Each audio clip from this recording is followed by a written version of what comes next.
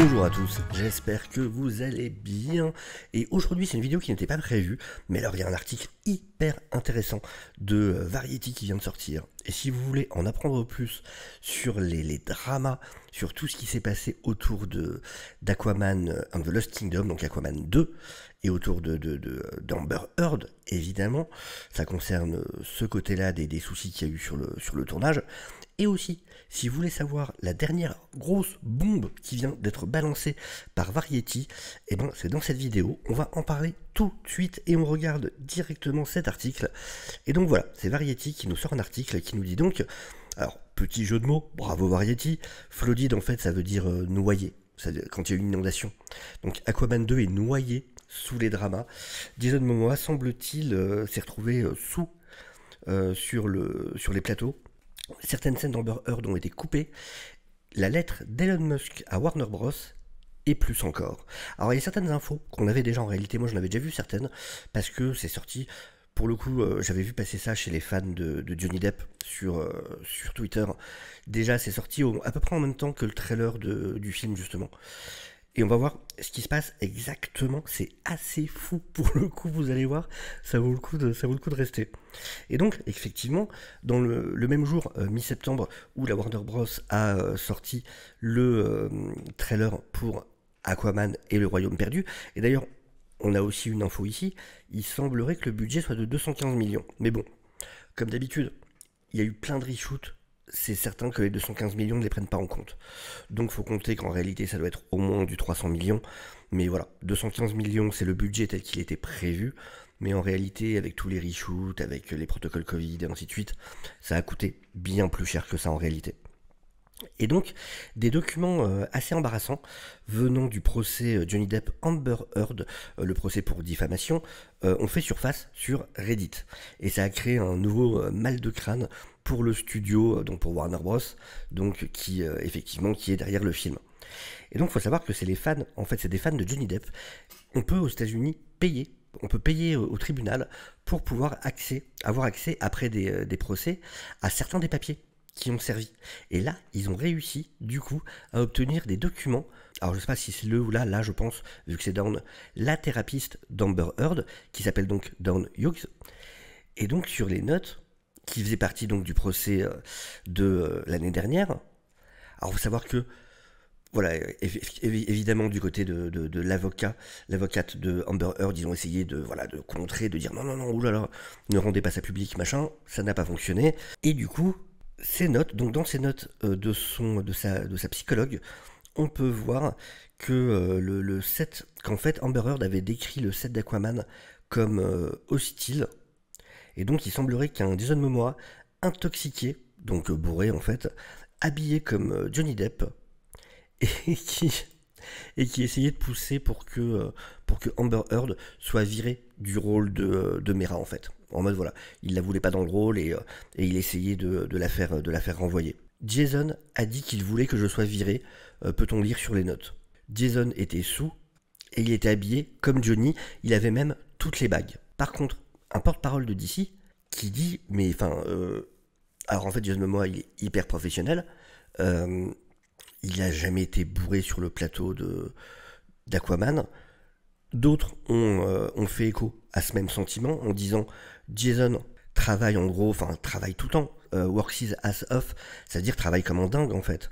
Alors oui, ça lui arrive d'avoir une bière une fois de temps en temps, comme tout le monde, mais il n'arrive jamais sur set bourré, a dit un insider qui était sur le set à Londres en 2021, ajoutant que les deux stars avaient l'air de plutôt bien s'entendre et qu'on les voyait plaisanter tous les deux.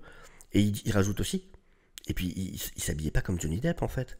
Il a toujours eu ce style un peu de bohémien. Et effectivement, c'est vrai que quand on voit toutes les photos de Momoa, si effectivement ce qu'elle appelle s'habiller comme Johnny Depp, c'est le délire d'avoir des bagues, de s'habiller en mode bohème et tout ça, bah c'est exactement Momoa en temps normal en fait. Alors je sais pas du tout, hein. Je vais pas ici essayer de dire qui a raison, qui a tort, j'en ai aucune idée, moi je vous rapporte juste ce qui est écrit, mais là effectivement, je me dis oui, enfin pour avoir vu pas mal de photos de Momoa dans la vie de tous les jours, effectivement, alors bon, à part les fois où il est en bagne et à poil en dessous, ça c'est quand quand il est dans les îles, mais en règle générale, oui, il a un style qui est assez proche de ce délire bohème. Donc bon, là-dessus, je sais pas trop quoi en penser. Heard a refusé de commenter, mais une source qui est proche de l'actrice a confirmé que ses notes se réfèrent bien au tournage d'Aquaman 2, et ça vient d'une session du 27 décembre 2021 avec sa psy. Et une autre source qui est proche de l'actrice dit que, voilà ce que je vous disais, dit qu'en fait ses avocats, elles, ont essayé de se battre pour que les notes ne soient pas utilisées au procès, mais il y a eu une obligation de comparaître en fait par les avocats de Johnny Depp. Et là c'est dit, Momoa n'est pas le seul sur le set d'Aquaman, en gros à s'être retrouvé dans ces histoires, et ils ont aussi parlé de James Wan. Et il semblerait que James Wan, elle ne s'est pas sentie appuyée par James Wan, qui semble-t-il l'a traité comme une paria à cause de voilà, tout ce qui se passait, du procès avec son ex-mari. Et là on nous dit, il a élevé sa voix contre moi. Alors par contre Variety, le hâte le remplacer par arrobase. Enfin, les gars, vous êtes Variety, quoi. Sérieux, on va pas commencer à écrire comme des SMS. S'il vous plaît, enfin respectez-vous un petit peu, quoi. Et donc, alors elle dit, je ne pouvais même pas poster à propos d'Aquaman. Ils ont fait, en gros, ils ont agi comme si c'était de ma faute. J'ai dit que j'étais désolé, et ça c'est dans les notes de sa psy, et personne ne pouvait prendre de selfie avec moi sur le tournage. En gros, il y avait vraiment un blackout, en mode fallait pas qu'on parle de moi, fallait pas qu'on me voie, fallait pas que... Et donc Wan a refusé de commenter, et un porte-parole de DC a dit James est connu pour traiter les membres de ses castings et ses équipes avec énormément de respect, bon c'est un truc très corporate hein, pour le coup, et pour vraiment voilà, développer quelque chose de positif, un environnement collaboratif sur les tournages, et Aquaman n'était absolument pas une exception. Bon, c'est très très corporate, voilà, c'est vraiment les phrases qui veulent rien dire, ça pourrait être écrit par ChatGPT quoi. Mais toutefois, et ça c'est hyper intéressant, Heard a effectivement presque été viré, et ça c'est les deux côtés. Toutes les sources des deux côtés disent la même chose à Variety, c'est-à-dire qu'après la sortie d'Aquaman en 2018, le studio et Wan ont décidé de virer l'actrice, donc c'était avant le procès avec Depp. Avait décidé donc de lâcher l'actrice, de ne pas la rappeler pour la suite, à cause, et ça on en avait beaucoup entendu parler, à cause de son manque de, comment on dit ça, son manque d'alchimie avec Jason Momoa. Et ils ont même envoyé une lettre à l'avocat d'Amber Heard, Carlos Ten, l'informant de cette décision. Et d'ailleurs, Walter Hamada, qui était donc l'ancien patron de DC Film, a même témoigné dans le procès pour diffamation à propos de cette histoire d'alchimie entre les deux acteurs. Et donc ces sources, voilà, précisent bien que ça n'était pas relié aux histoires avec Johnny Depp, vu que le procès c'était en 2019. Et ça c'est arrivé avant, dès 2018. Il semble aussi que Momoa n'était absolument pas impliqué dans cette prise de décision, mais on a une autre source qui pour le coup va à l'encontre, du coup dit non, c'est faux cette histoire d'alchimie, parce que il y a eu des tests, en fait, comme ça se fait souvent, du coup, on a testé Momoa avec différentes actrices, et il semblerait que Amber Heard en avait battu 2 autres dans ces tests, mais bon, après c'est possible qu'effectivement ça se passe bien dans ces tests-là, et que plus tard ils se rendent compte. Après, honnêtement, sur les films, est-ce que ça me choquait le manque d'alchimie? Pas tant que ça, en vrai. Autant je suis pas un fan d'Amber Heard, je trouve que c'est pas une actrice incroyable, autant elle a fait le taf en tant que Mera, j'ai pas tant ressenti que ça. Oui, ça aurait pu être mieux, mais voilà, il n'y avait rien de choquant par rapport à l'alchimie des deux, pour le coup, je trouve. Après, le problème, c'est aussi que Momoa fait tellement gros beauf, à part quelques rares moments, fait tellement gros beauf dans Aquaman, dans tous les cas, je ne comprendrais pas qu'une Mera soit intéressée par lui. Donc à partir de là, que ce soit Amber Heard ou une autre, j'avoue que ça change pas grand-chose. Et donc, au final, le studio n'a jamais été au bout, et ça, c'est ouf. Le studio n'a jamais été au bout, donc pour ce qui concerne virer Amber Heard. Pourquoi? Parce que son ancien petit ami, Elon Musk, le fameux Elon Musk, celui à qui appartient maintenant Twitter, voilà, le patron de SpaceX, de Tesla et ainsi de suite, a eu un de ses litigators, c'est un de ses juristes en fait pour les cas de litige, envoyé, alors en gros c'est une lettre qui retourne la terre à Warner Bros, les menaçant de brûler, bon, c'est façon de parler bien évidemment, mais en gros, voilà, vous allez m'avoir au cul si jamais vous la rappelez pas pour la suite d'Aquaman. Alors, est-ce que c'est comme ça qu'il a obtenu qu'elle mette ce petit cosplay d'Overwatch dont il avait posté les photos il n'y a pas si longtemps? C'est possible. Et si c'est le cas, je le comprends. On va pas se mentir. Mais, donc du coup, Warner Bros a baissé la tête. Juste a baissé la tête et a dit, bon, ok, on n'a pas envie de problème avec Elon Musk, on va y aller. Et voilà, donc Elon Musk n'a pas voulu répondre, bien évidemment, pour commenter ses affirmations. Partie extrêmement intéressante, qui me fait très plaisir, pour le coup, je dois l'avouer, parce que je suis partisan du reboot total depuis longtemps, vous le savez. Ceux qui suivent la chaîne, vous savez que j'ai toujours dit que non, je continue à être persuadé que Gal Gadot ne reviendrait pas, malgré toutes les rumeurs qu'il y a eu ces derniers temps. J'avais dit qu'Ezra Miller ne reviendrait pas, que c'était pour moi une évidence. On le savait déjà pour Cavill et pour Affleck. Et voilà ce qu'on peut lire ici. En fait, aucune des stars du cast de Zack Snyder pour le film de 2016 Batman v Superman Dawn of Justice et Justice League 2017, incluant Ben Affleck, Henry Cavill, ce qu'on savait déjà, Gal Gadot, Ezra Miller et Momoa, ne reprendront leur rôle dans le nouveau DC Universe. Yeah. Ok. Foulant délire et tout ça. Ils reprendront, voilà, j'espère après. Attention, faut toujours se méfier, on n'est pas encore dans une certitude. Mais pour moi, c'est une évidence. C'est forcément, enfin, je ne comprendrais pas si ça se passe autrement que ça. Je ne le comprendrais pas. Alors après, comme c'est précisé, Momoa pourrait revenir, mais ça on le savait déjà. Juste pas en tant qu'Aquaman. Des sources disent que l'acteur a engagé des discussions pour jouer Lobo. On s'en doutait, c'était la logique même. Soit peut-être dans le reboot de Superman Legacy, enfin dans le reboot de Superman, soit dans un film stand-alone, donc un film vraiment sur Lobo. Donc pour l'instant, c'est pas encore sûr de quelle façon, en tout cas selon leurs sources, de quelle façon ça va se passer.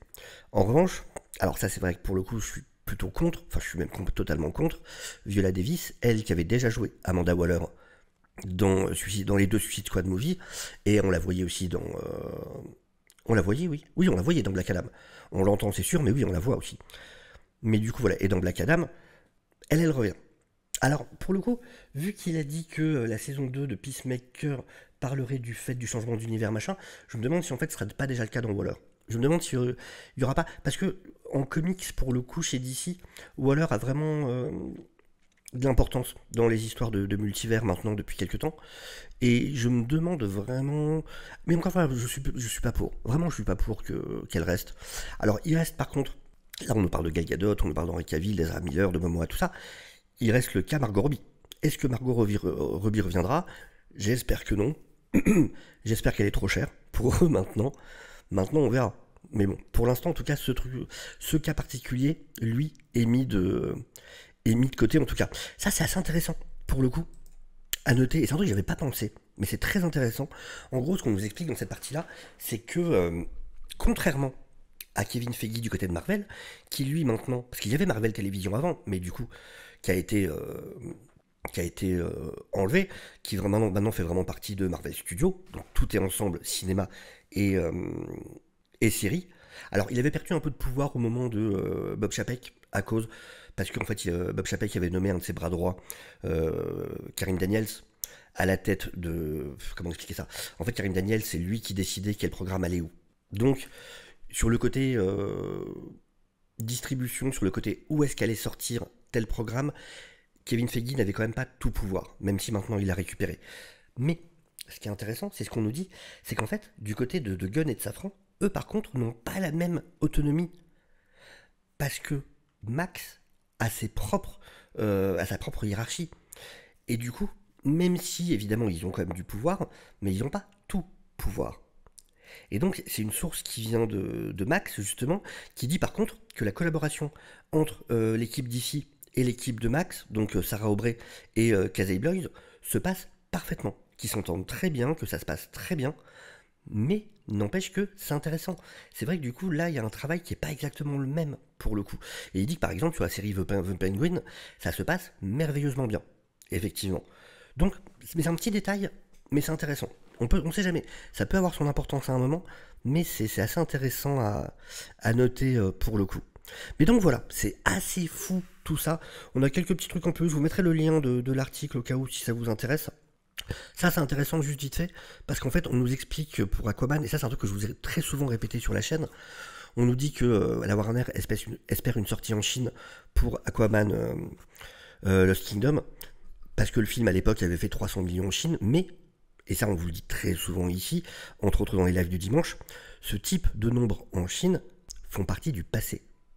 Par exemple, Barbie ou The Flash, alors bon, The Flash voilà, il a fait le chiffre qu'il a fait, mais même Barbie n'a fait que 35,1 millions en Chine. 35,1 millions. The Flash a fait 25,9 millions. Alors c'est toujours bon à prendre, hein. 20, 30, 40 millions, bon, c'est toujours bien à prendre. Maintenant, il faut voir aussi le marketing que ça leur coûte en Chine. Du coup, il faut ensuite faire la balance entre les deux, voir si ça en vaut vraiment la peine. Mais le truc, c'est qu'il n'y a plus maintenant de films qui font des 150, 200, 300 millions. C'est fini ça, c'est derrière. Donc voilà, même s'il y a la Chine, c'est pas ce qui changera tout pour le coup. Et oui, on a juste aussi 2 scènes qui ont été coupées. On a des précisions. On sait qu'il y a une scène avec Amber Heard. Donc 2 scènes avec Amber Heard qui ont été coupées du film. Une scène, c'était elle qui se battait avec Black Manta, donc interprétée par Yahya Abdul-Mateen II. Et il y a aussi une scène d'amour avec Momoa qui a été coupée. Donc ouais, ça c'est les deux trucs qui ont été coupés. Et d'ailleurs, on nous dit aussi, d'ailleurs, qu'on a pu voir même dans le IRL, effectivement, les frictions entre les deux, parce que Momoa a arrêté de suivre Heard sur Instagram, et il semblerait même qu'en fait, il l'a bloqué. Voilà, ça c'est les petits trucs, bon, on s'en fiche un peu au final, c'est leurs histoires. Mais en tout cas, voilà, surtout à retenir, donc, normalement, plus de Affleck, Cavill, Momoa en tant qu'Aquaman, Gal Gadot, et Ezra Miller. Et ça, pour moi, c'est la nouvelle la plus importante. Et voilà, encore une fois, c'est pas du 300%, mais en tout cas, voilà, c'est comme Variety, ça a l'air quand même... Je pense vraiment, Gal Gadot, quand elle avait dit que, on m'a dit qu'on allait rebosser ensemble et tout, le fait que 2 jours après, comme par hasard, des insiders disent non, n'importe quoi, elle raconte de la merde, voilà, enfin c'était James Gunn et Peter Safran qui réglaient leur compte, enfin voilà, qui mettaient les choses au clair, donc bon... Mais voilà, en tout cas, n'hésitez pas à me donner votre avis sur tout ça, en tout cas en commentaire, bien évidemment. N'hésitez pas à vous abonner si vous n'êtes pas encore, ça fait toujours très plaisir. N'hésitez pas à liker la vidéo, n'hésitez pas à la partager. Et sur ce, je vous dis à très bientôt. Ciao, ciao.